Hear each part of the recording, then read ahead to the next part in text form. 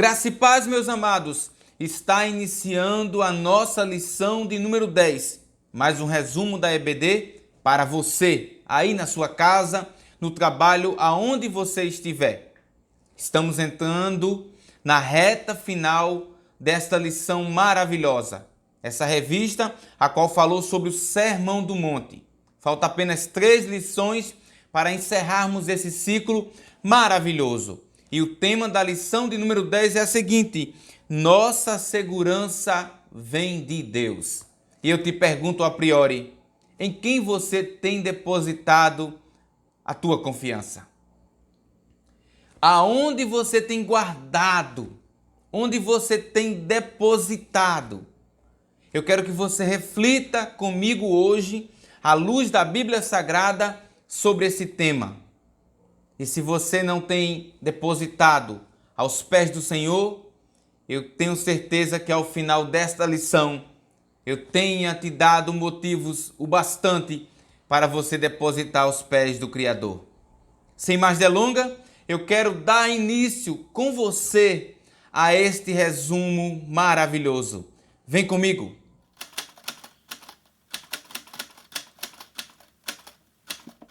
Meus amados, a lição de número 10 vai tratar sobre segurança. E é interessante que todo o mundo trabalha em cima disso, em trazer uma boa segurança para a sua população, para a sua nação. Existem países por aí pelo mundo que é referência com relação à segurança. Mas eu quero te dizer a priori, nenhum desses países padrão em segurança pode te ofertar uma segurança que Cristo pode te dar. Só Cristo tem a melhor, a mais top, por assim dizer, a segurança que excede toda segurança. E então você pode me perguntar, mas por que, Otoniel, Deus pode me ofertar uma segurança que ninguém mais pode ofertar? Que, por exemplo, os Estados Unidos não pode ofertar, que é um país preparado para a guerra, preparado para batalhas, outros países também da Europa, que quase não se vê conflito. Eu quero te dizer que a segurança que Deus te oferta é única. Por quê? Ele é o único que está contigo todo o momento, em todos os instantes, em todos os lugares. Ele não perde você de vista um só minuto. Você pode até ser rico, ter dinheiro para contratar um guarda-costas, mas nem ele pode te livrar como Deus pode. Então, esta lição vai falar justamente sobre isso. Em quem você tem depositado a tua confiança? E existem muitas pessoas por aí, por não depositar confiança em Deus, que estão com ansiedade, crises e mais crises de ansiedade, síndrome do pânico, sofrendo por antecipação. E nós iremos abordar isso mais a fundo no nosso terceiro e último tópico. Mas a priori, trazendo para você aqui, é justamente isso que está acontecendo nesse mundo, em nossa contemporaneidade. Um mundo imediatista, que quer para ontem, que quer para o agora, que não sabe esperar. E aqui, essa revista vem justamente para colocar tanto eu quanto você na balança. Onde está a tua segurança? Em quem você tem depositado?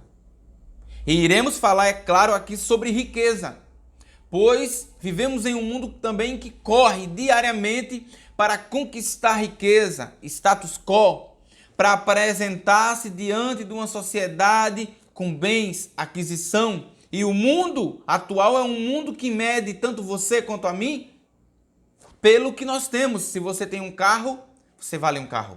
Se você tem uma casa, você vale uma casa. Então se mede o ser humano hoje, na atualidade, por aquilo que ele tem. Mas nós sabemos que à luz da Bíblia Sagrada não é desta forma. Que toda essa busca por riqueza, que toda essa busca por ter um status, por ter dinheiro, um bom emprego, isso não é ruim. Você deve procurar e conquistar. Mas você não deve colocar isso como primazia na sua vida. O que nós iremos abordar aqui não é um Cristo te chamando para você ser pobre, para você não ter nada na vida, não. Mas um Cristo que te chama para você cuidar das coisas celestiais acima de tudo. Eu quero ler com você o nosso textuário e nossa verdade prática. E o textuário está lá em Lucas, capítulo 12 e o versículo de número 15. Acompanhe comigo. E disse-lhes: acautelai-vos e guardai-vos da avareza, porque a vida de qualquer não consiste na abundância do que possui.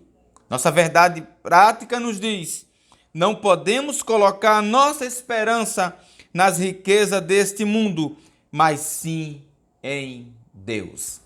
Dando prosseguimento, vamos para a nossa leitura bíblica em classe. E se encontra lá em Mateus, capítulo 6, do versículo 19 ao versículo de número 27. Leremos agora. Não ajunteis tesouro na terra, onde a traça e a ferrugem tudo consomem, e onde os ladrões minam e roubam. Mas ajuntai tesouro no céu, onde nem a traça, nem a ferrugem consomem, e onde os ladrões não minam nem roubam. Porque onde estiver o vosso tesouro, aí estará também o vosso coração. A candeia do corpo são os olhos, de sorte que, se os teus olhos forem bons, todo o teu corpo terá luz. Se, porém, os teus olhos forem maus, o teu corpo será tenebroso. Se, portanto, a luz que em ti há são trevas, quão grandes serão tais trevas? Ninguém pode servir a dois senhores, porque ou há de odiar um e amar o outro, ou se dedicará a um e desprezará o outro. Não podeis servir a Deus e a Mamon. Por isso vos digo, não andeis cuidadosos quanto à vossa vida, pelo que há vez de comer ou pelo que há vez de beber, nem quanto ao vosso corpo, pelo que há vez de vestir. Não é a vida mais do que o mantimento, e o corpo mais do que a vestimenta? Olhai para as aves do céu, que não semeiam, nem cegam, nem ajuntam em celeiro, e vosso Pai celestial as alimentam. Não tende vós muito mais valor do que elas? E qual de vós poderá, com todos os seus cuidados, acrescentar um côvado à sua estatura? Com isso, partiremos para a nossa palavra-chave, que é a seguinte: ansiedade. E sobre esta palavra e esse tema, iremos abordar, como eu lhe falei, no nosso terceiro e último tópico. Leia comigo o primeiro tópico dessa revista, que tem por título Riqueza do Céu e Riqueza da Terra. E está dividida em 3 subtópicos, a saber, o primeiro, uma conciliação impossível. Segundo, tesouros da terra e tesouros. E terceiro, o que o cristão precisa saber sobre os bens materiais. Meus queridos, é de conhecimento de todos que existem muitas pessoas ricas, milionárias, bilhões na conta, porém pessoas avarentas, pessoas que não se importam com o próximo. E isso fica bem visível em várias situações. E eu quero trazer aqui para você as fortes chuvas que aconteceram essa semana em Pernambuco. Por exemplo, segundo dados dos jornais, do próprio governo, há mais de 5.000 pessoas desabrigadas, de 4.000 a 5.000. Fora mais de 90 pessoas que perderam a vida. Seja pessoas que viviam próximo a rios ou pessoas que viviam em locais de barreira. E essas barreiras desmoronaram. Lógico que junto com isso, muitos sonhos se foram. Muitas pessoas estão aflitas, tristes, e muitos que não têm nem sequer um caixão para comprar para enterrar a sua família. Aí nós vemos uma coisa chamada desigualdade social. Enquanto muitos têm demais, outros não têm nada. E o que é que isso tem a ver com a revista? porque a nossa revista vai falar sobre riqueza, sobre tesouro. Esse primeiro tópico fala sobre riqueza do céu e riqueza da terra. E muitos desses que conquistam riqueza na terra são pessoas que não olham para o próximo, que nesse momento está com sua barriga cheia, que está em uma boa casa, que não tem nenhum problema com infiltrações, nem tampouco com alagamento. Mas do outro lado há muitas pessoas necessitadas, mas que ele passa de lado e não quer saber. E aqui Jesus não está incentivando em momento algum a você ser uma pessoa pobre, mas Jesus te convida a você adquirir uma riqueza que excede essa riqueza material. Essa riqueza, como no texto que nós lemos, que o ladrão pode roubar, que a traça pode destruir, que o ferrugem pode acabar. Essa riqueza que Jesus nos convida é uma riqueza que está no céu, guardada, preparada, onde nenhum desses malefícios que eu apresentei até agora pode destruir, pode roubar, pode minar. E o que isso, mais uma vez, tem a ver com a revista? É que aquele que é rico materialmente, mas que tem a riqueza dos céus em primeiro lugar, ele consegue olhar para essas vidas e sentir compaixão, ajudar o próximo, estender a sua mão, porque assim como Cristo em todo o seu ministério foi um ministério de ajudar, de estender a mão, de levantar ao caído, de trazer uma nova perspectiva de vida para aqueles necessitados, ele sabe, aquele que é rico da graça de Deus sabe muito bem que Deus deu tudo isso para ele, como eu falei na revista anterior, com um propósito, para ele repartir com os necessitados.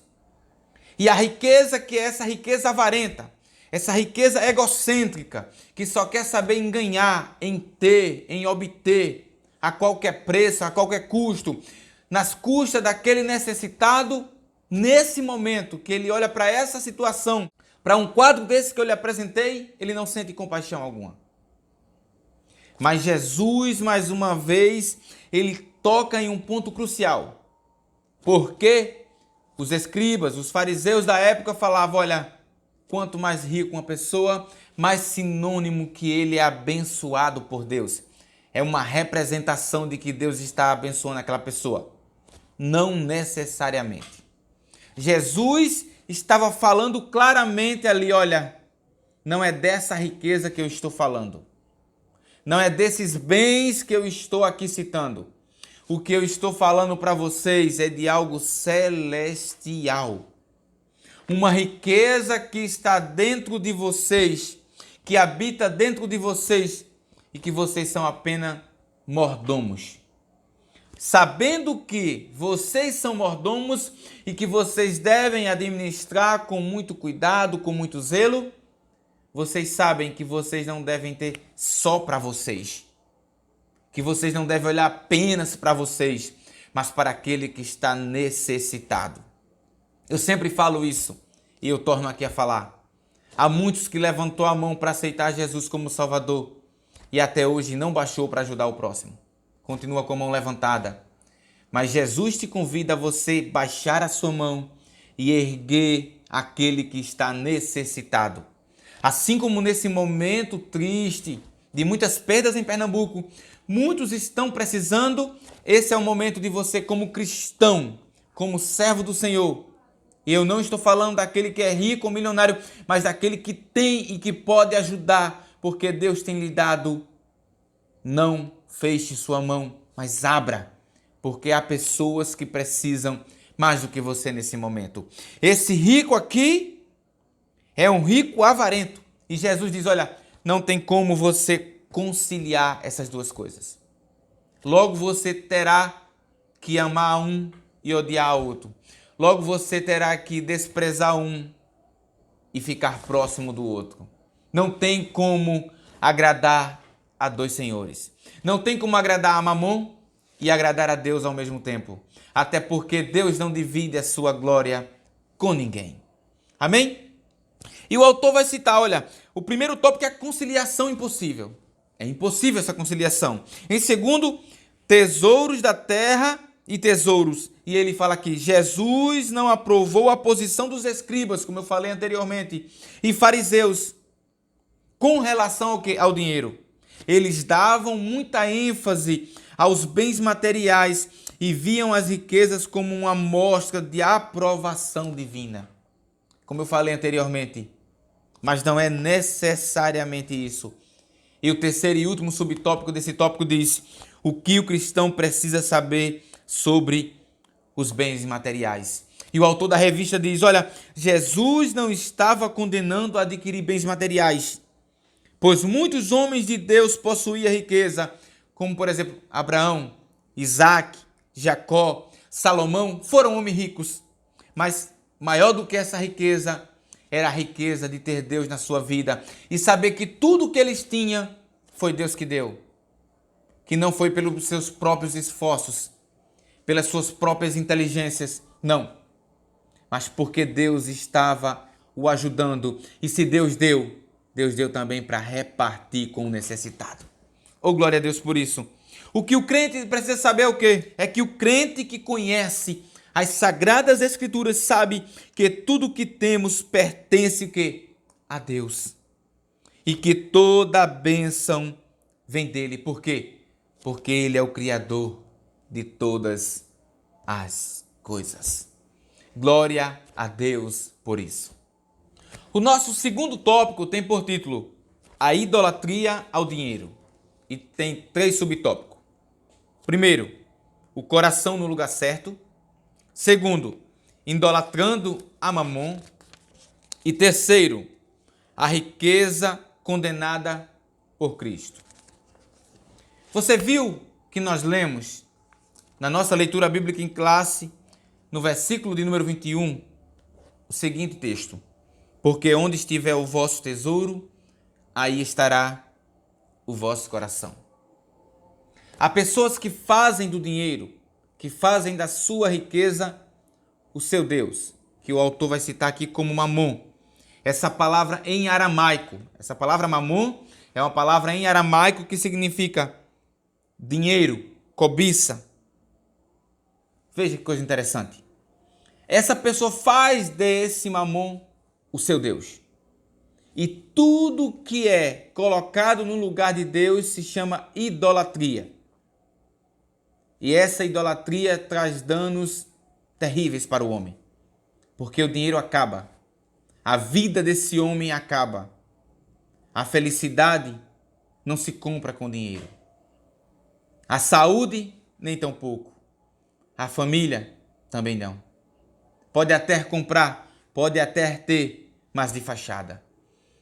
A riqueza que Deus dá não é uma riqueza que separa, mas é uma riqueza que une, que traz para perto, que faz o homem entendedor de que tudo aquilo que ele tem, ele é apenas mordomo. Essa é uma palavra que você deve ter muito bem em mente.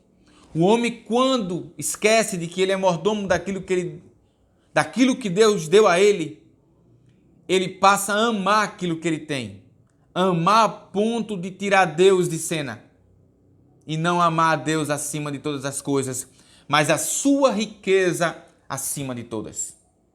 E isso traz um dano terrível, porque o autor diz, e a própria palavra de Deus nos diz, aonde está o teu tesouro, aí está o teu coração. Se o teu tesouro estiver nas coisas da terra, teu coração está nas coisas da terra. Mas se o teu coração estiver no lugar certo, em busca de um tesouro celestial, mais uma vez falando que o ladrão não pode roubar, que a traça não pode corroer, o teu coração está no lugar certo. Está buscando a coisa certa, porque aí sim você está servindo ao Senhor na beleza da sua santidade e fazendo aquilo que Deus estabeleceu para você aqui na terra. E o autor diz, idolatrando a mamon no segundo tópico. Essa pessoa que idolatra a mamon é a pessoa que não pensa no próximo. É a pessoa que não pensa no necessitado. É a pessoa que não abre a mão para ajudar. Ele só pensa nele mesmo. ele só pensa em adquirir riqueza para ele. Eu não posso repartir, porque se eu repartir eu vou perder. Se eu repartir eu vou ficar sem. Eu vou diminuir meus bens, eu vou descer do ranking. Ele está preocupado na posição, no status, está preocupado no que a sociedade vai dizer sobre ele. Não. Aquele que não tem Mamon como seu Deus, mas que tem o nosso Senhor, Jesus Cristo, como Senhor na sua vida, não está preocupado com status, nem com posição, nem com o que vão falar, mas sim em ajudar o próximo. Oh, glória a Deus por isso. A riqueza aqui é condenada quando é uma riqueza que tira você da presença do Senhor. É uma riqueza que é o Senhor da tua vida. É uma riqueza que é o teu ídolo. E em terceiro e último, nesse subtópico, diz, olha, a riqueza condenada por Cristo. E aqui o autor vai citar o quê? Aquele jovem rico. E ele destaca a seguinte coisa. Há 3 erros cometidos por aquele jovem. E eu gostaria que você gravasse bem isso. O primeiro, o autor diz, olha, o primeiro erro está no fato de que ele achava que tudo que sua alma precisava era de bens materiais. E não só esse jovem rico, mas a nossa sociedade está fundada nesse mesmo erro dele. O segundo erro desse jovem é que ele entendia que a essência da vida consistia nos bens materiais, de modo que isso gerava em seu coração um sentimento de prepotência. Eita, que terrível quando o homem pensa que tudo o que ele tem é a riqueza. Rick Warren, no seu livro Uma Vida com Propósito, ele vai falar o seguinte: você só entenderá que Deus é tudo quando tudo que você tiver for Ele. Ou seja, quando você olhar para tudo que você tem, seja um carro de luxo, uma casa de luxo, seja avião, seja várias chácaras, e dizer assim, o mais importante é Deus. Oh, glória a Deus. Quando você olhar para tudo isso e saber que tudo isso não chega aos pés do nosso Criador e da importância que Ele tem para a nossa vida, aí sim você estará dentro do propósito de Deus para você. E em terceiro, o terceiro erro do jovem foi acreditar que poderia viver tempo suficiente para desfrutar tudo, se esquecendo que logo seria intimado para comparecer perante Deus. Esse é o problema. Eu vou curtir a vida porque eu tenho muito. Eu vou curtir a vida porque dinheiro é o que não me falta. A pergunta é, você sabe quando é que você vai embora? Tiago diz que a nossa vida é como uma fumaça, que está ali e daqui a pouco desaparece. É como uma lâmpada, eu gosto de fazer sempre essa comparação. Colocamos uma lâmpada na nossa casa e ela clareia, clareia, clareia, mas nós não sabemos qual é o dado momento que ela irá se apagar. Assim é a nossa vida. Não sabemos o momento em que nós iremos. Pode ser agora, daqui a 5 minutos ou daqui a anos. Uma coisa é certa, como eu e você não sabemos, precisamos fazer a vontade de Deus e andar conforme Ele ordenou agora.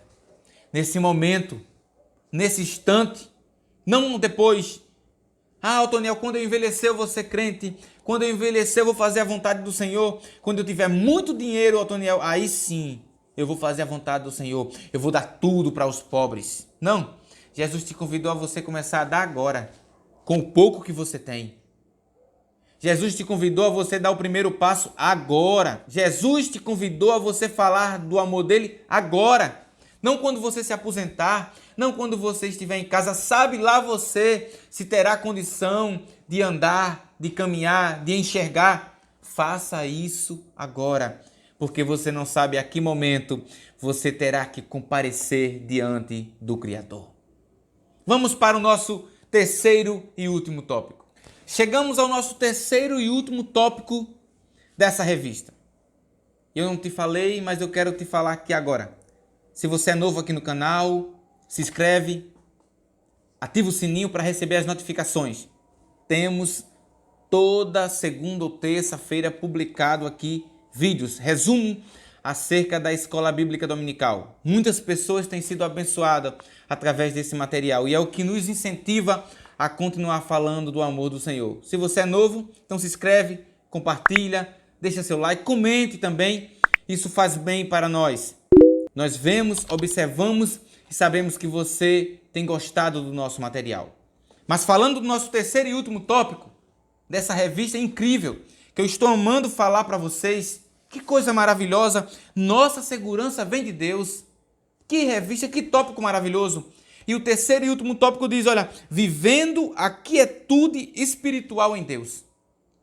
E o primeiro subtópico é o seguinte, os males advindo das preocupações. Segundo, vivendo sem inquietação. E terceiro, vivendo sossegados em Deus. Pois bem, como eu tinha falado para vocês, a nossa sociedade, além de ser uma sociedade imediatista, é uma sociedade ansiosa. Quantas pessoas você não conhece que sofrem de ansiedade? Pessoas que sofrem por antecipação. Coração palpita, parece que vai sair da caixa. Muitos a pressão baixa, a pressão sobe, não consegue dormir, insônia. Tantos outros males advindo da ansiedade. Ansiedade por quê, Otoniel? Pelo dia de amanhã. Ansiedade de como vai ser o trabalho no outro dia. Como vai ser levar o filho à escola. Como vai ser para colocar o alimento dentro de casa. Como vai ser no médico. Pessoas que sofrem por antecipação e a própria medicina diz que dos 100% do que você sofre por antecipação, 90% não acontece. A pessoa sofre, padece e nem acontece. Mas isso é um mal que afeta a nossa geração e não podemos deixar de falar. Mas quando olhamos para a Bíblia Sagrada, para o texto a qual nós lemos, Jesus vai dizer para os discípulos, olha, por que vocês estão andando inquietos? Por que vocês estão ansiosos com o dia de amanhã? Olhe para a ave do céu, que não planta, não guarda em celeiro, e eu cuido delas. Eu não deixo faltar o mantimento. Veja que coisa maravilhosa. Jesus vem confrontar uma geração ansiosa e dizer assim, você precisa descansar nos meus cuidados. Você precisa depositar a sua incerteza. Você precisa depositar toda a sua insegurança aos meus pés. Porque eu sou Deus para te dar segurança, para te dar certeza, para te dar aquilo que você necessita. Meu querido irmão, minha querida irmã que me assiste nesse momento. Voltando mais uma vez o quadro da situação desses desabrigados e daqueles que perderam as suas famílias. Como não estão eles nesse momento? Aflitos, desesperados, com certeza pensando no dia de amanhã. E Jesus não fala que você não deve se preocupar com o dia de amanhã. Devemos nos planejar, devemos traçar um futuro, é claro, dentro dos planos do Senhor, mas não devemos colocar isso como algo que nos preocupe a ponto de perder a nossa saúde mental, as nossas forças, o nosso intelecto. É isso que tem acontecido com muitas pessoas. As preocupações têm atingido de uma forma tão tremenda a sua mente que eles têm perdido o raciocínio. Muitos têm tirado a sua vida porque olha para esse quadro que está passando e não vê mais nenhuma perspectiva e nenhuma saída. Mas Cristo te chama hoje para você viver uma novidade de vida, para você descansar nele, para você entregar todo esse fardo que tem te oprimido, que tem te feito sofrer. Pegue tudo isso hoje e lance aos pés dele e diga, Senhor, eu confio em ti. Eu sei que tu tem preparado o melhor para mim. Eu sei que os teus planos são maiores, por mais que eu não esteja entendendo nesse momento, me faz confiar em ti, me faz acreditar, me faz viver os teus propósitos na minha vida. Entenda uma coisa, só dessa forma, só desse modo, você terá o seu coração tranquilizado e a ansiedade não mais te afligirá. Deixa eu falar uma coisa para você, meu amado. Guarde bem isso no seu coração. Há muitas pessoas desabrigadas que estão menos ansiosas do que muitas pessoas que estão vivendo em um palácio. Sabe por quê? Não é a riqueza que traz fim à ansiedade, mas Deus que traz. Há muitos desabrigados que têm Deus no coração, que vive para Deus e sabe que Deus vai prover para ele, que Deus vai levantar servos deles aqui na terra para o ajudar. Enquanto há muitos ricos que não conseguem dormir pensando na bolsa de valores do outro dia, pensando pensando nos seus bens, pensando nas suas aquisições.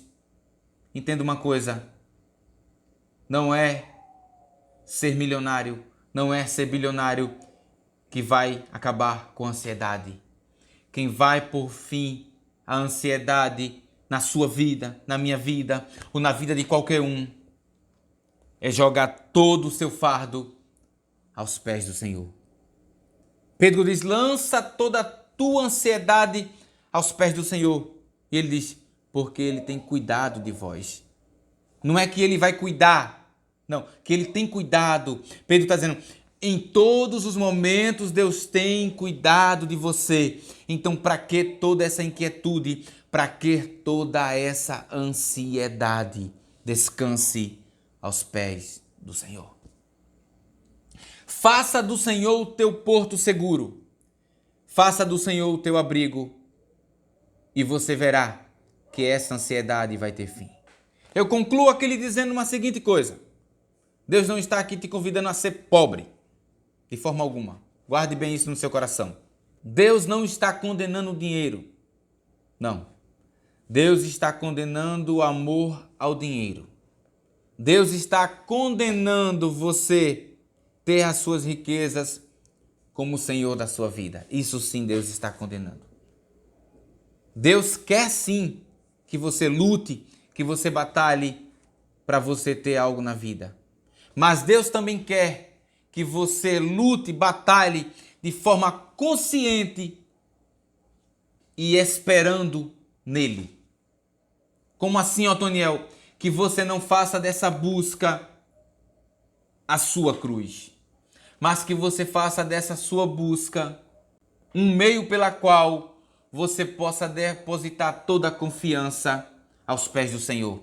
Toda vez que você se levantar para ir para a batalha, você lembra de uma coisa: o general de guerra está comigo. O meu Deus está comigo nesta caminhada. Para que toda vez que você coloque o pé fora de casa para trabalhar, para estudar, para conquistar algo, você saiba de uma coisa: se eu conseguir, amém. Se eu não conseguir, também amém. Porque Deus tem o melhor para mim. E outra coisa, para finalizar aqui, descanse no Senhor. Confie no Senhor. Peça a Ele ajuda, porque Ele irá tirar de você toda essa ansiedade quando você depositar toda a sua confiança nele. Que Deus te abençoe, que Deus te ajude e um forte abraço do canal Tens um Minuto.